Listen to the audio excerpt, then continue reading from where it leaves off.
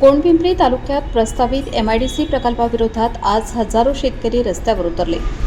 शेती आमची, निर्णय आमचा, मोबदला नको, शेतीही देणार नाही, अशा घोषणांनी संपूर्ण परिसर दणाणून गेला। वडोली, करंजी, चेकपेलूर, वडकुली, सिरसी, देऊळवारसह 12 गावातील शेतकरी औद्योगिक कृती संघर्ष समितीच्या नेतृत्वाखाली पंचायत समितीपासून उपविभागीय कार्यालयावर धडकले। शासनाकडून जमीन अधिग्रहणासाठी हालचाली सुरू असून शेतकऱ्यांना नोटिसा पाठवण्यात येत आहेत। मात्र सुपीक आणि सिंचनाखालील हजारो एकर जमीन उद्योगासाठी देण्यास शेतकऱ्यांचा तीव्र विरोध आहे। ही जमीन आमच्या जगण्याचा आधार आहे। शेती गेली तर गावाची अर्थव्यवस्था उद्ध्वस्त होईल, अशी भावना आंदोलकांनी व्यक्त केली। प्रस्तावित MIDCमुळे शेतकरी, शेतमजूर आणि भूमिहीन कुटुंबावर विस्थापनाचे संकट ओढवेल, असा आरोपही करण्यात आला।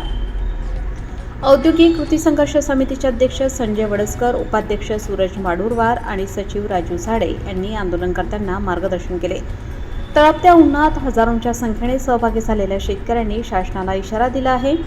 महिनाभरात MIDCची मान्यता रद्द करा, अन्यथा आंदोलन आणखी तीव्र करू। उपविभागीय अधिकाऱ्यांना निवेदन देत शेतकऱ्यांनी अधिसूचना मागे घेण्याची ठाम मागणी केली।